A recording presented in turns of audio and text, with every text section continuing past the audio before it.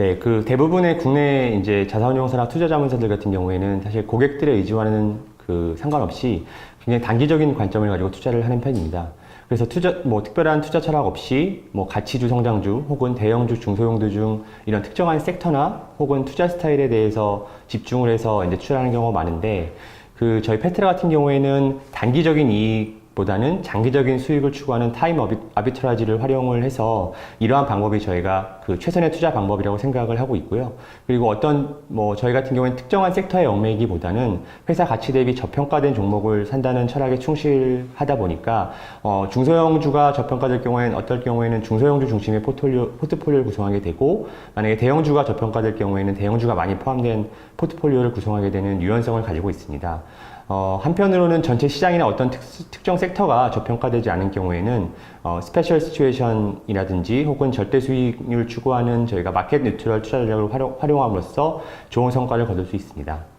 페트라 같은 경우에는 이런 성장 잠재력에 비해서 저평가된 기업들을 발굴하고, 그리고 그게 이제 근시일 내에서 그러한 저평가가 해소될 수 있는 캐탈리스트를 존재하는 기업을 구별해낼 수 있는 그런 장점을 보유하고 있다고 생각합니다.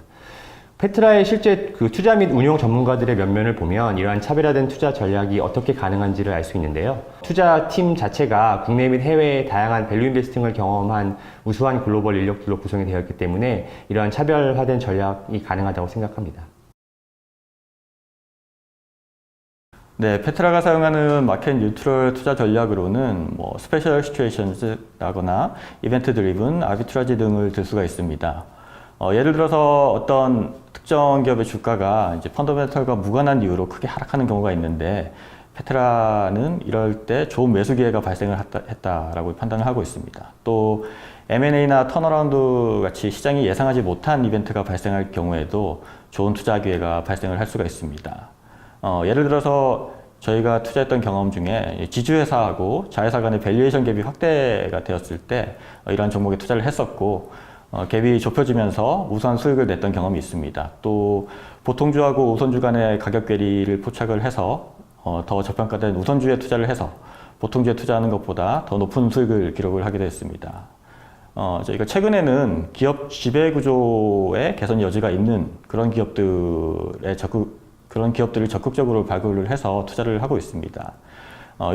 이렇게 이제 다양한 투자 전략들을 활용을 하다 보면 시장의 움직임하고는 좀 무관한 안정적인 수익을 달성을 할 수 있을 것이라고 생각을 하고 있습니다. 네, 마켓 뉴트럴 투자 전략 역시 어떻게 보면 넓은 의미에서는 가치 투자의 범주에 들어갑니다. 기본적으로 시장 가치가 내재 가치에 비해서 낮아지는 기회를 포착하는 전략이기 때문입니다. 일반적으로 투자자들이 생각하는 가치 투자는 예전에 벤저민 그레엄이 소개한 전통적인 개념의 가치 투자, 다시 말해서 이 저평가된 주식을 매수를 해서 오랫동안 보유하는 투자 전략을 가치 투자라고 생각을 많이 하시는데요. 하지만 시장에서 국내 주식시장 같은 경우에는 저평가된 주식이 많이 있고, 또 이런 주식들이 저평가된 상태로 머물러 있는 경우들이 많기 때문에 이런 전통적인 방식의 가치 투자를 그대로 적용하는 것은 꼭 맞지는 않다고 생각을 하고 있습니다. 앞에서 말씀드렸던 것처럼 단순히 저평가되었는지 여부를 판단하는 능력보다는 어떤 종목이 상승의 캐탈리스트를 보유했는지를 이제 선별을 해서 판단하는 능력이 더 중요하다고 생각을 합니다. 네, 여러 가지 이유가 있을 수 있는데 주로 기업의 지배구조에서 가장 큰 저평가 원인을 찾을 수 있다고 생각합니다. 아직도 많은 재벌 오너 및 경영진이 회사의 주당 가치 증대라는 목표를 잊고 경영을 하는 경우가 대다수입니다. 좋은 예로 과거 현대자동차 및 계열사들이 10조 원 규모의 강남 한전 부지 매수 거래를 한 적이 있는데요. 이게 외국인 투자자들에게 매우 부정적인 인상을 심어준 적이 있습니다. 또한 2015년경에 미국 헤지펀드인 엘리엇 매니지먼트 및 기타 주주들의 반대에도 불구하고 삼성물산과 제일모직의 합병건이 통과된 적이 있습니다. 외국인 투자자들은 이거에 대해서도 비슷한 의미를 부여하고 있습니다. 또 최근까지 계속 불거진 대한항공 경영진 일가의 부적절한 행위들로 인해서 한국의 지배구조 문제가 다시 좀 부각되고 있는 측면이 있습니다.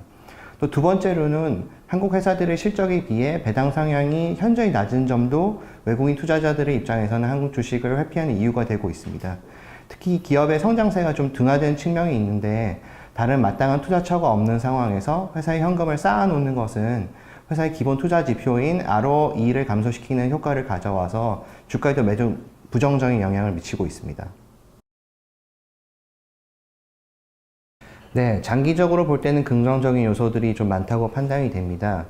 특히 2018년부터 기업 지배구조 개선을 위해서 일부 기관 투자자들이 스튜어드십 코드를 도입을 해서 향후 기관 투자자들 및 기타 소액주주들이 보다 적극적이고 합리적으로 주주 권리에 대한 행사를 실행할 것으로 저희는 판단을 하고 있습니다.